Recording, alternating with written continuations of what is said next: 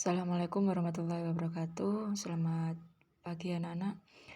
Alhamdulillah kita bisa memulai awal ajaran baru ini meskipun dalam pembelajaran daring. Mudah-mudahan di kelas 9 kita semua bisa lebih belajar dengan baik dan lebih sukses nantinya. Langsung saja, bismillahirrahmanirrahim. Untuk bab pertama kerajinan fungsi hias, ini materi prakarya ya. Langsung saja. Materi pembelajaran dalam kerajinan fungsi hias yang pertama itu ada tujuan kerajinan dibuat, kemudian ada perbedaan produk kerajinan fungsi hias dan fungsi pakai, kemudian prinsip kerajinan fungsi hias. Di situ nantinya ada keunikan bahan kerajinan fungsi hias, ada keterampilan tangan, unsur estetika dan unsur hiasan. Baik, kita bahas satu persatu. Tujuan kerajinan dibuat itu ada dua. Yang pertama ada fungsi pakai, kemudian ada fungsi hias. Kalau fungsi pakai berarti kerajinan dibuat untuk pemakaian atau digunakan ya. Ini misalkan ada cangkir, ini dominan fungsi pakai karena dapat digunakan sebagai wadah air minum. Ya, ini cangkir. Kemudian cangkir sendiri ini diberi motif atau tambahan unsur ornamen, tetap masih dapat digunakan sebagai fungsi pakai yaitu wadah air minum. Kemudian fungsi hias sendiri ini kerajinan dibuat sebagai hiasan.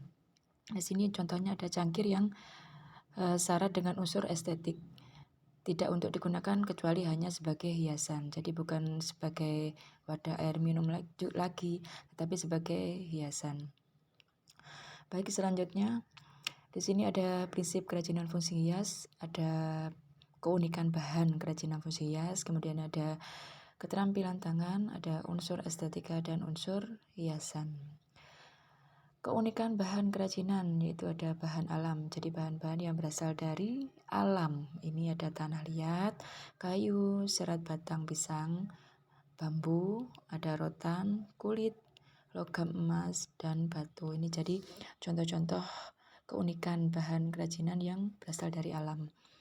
Selanjutnya ada bahan buatan, jadi bukan berasal dari alam lagi, ini jadi buatan manusia. Yang pertama ada sabun, fiberglass, kemudian ada gips, dan lilin.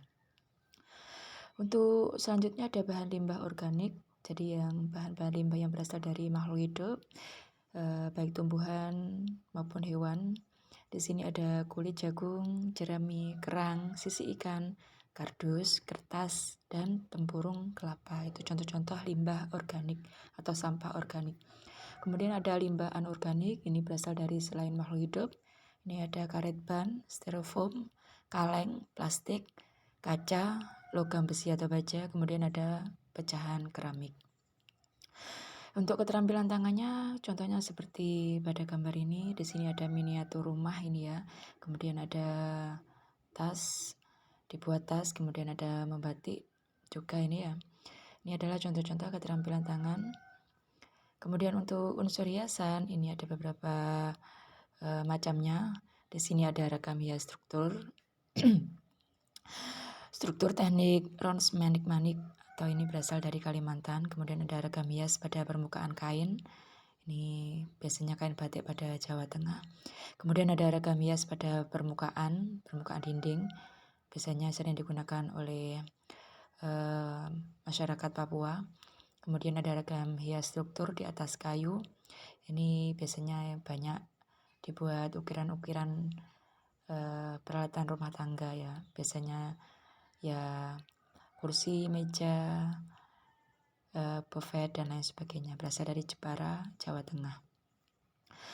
Baik, itulah pembelajaran kita pada pagi hari ini tentang kerajinan ragam hias prakarya bab pertama. Mudah-mudahan sedikit tapi bisa bermanfaat buat kalian. Baik, terima kasih. Success all you.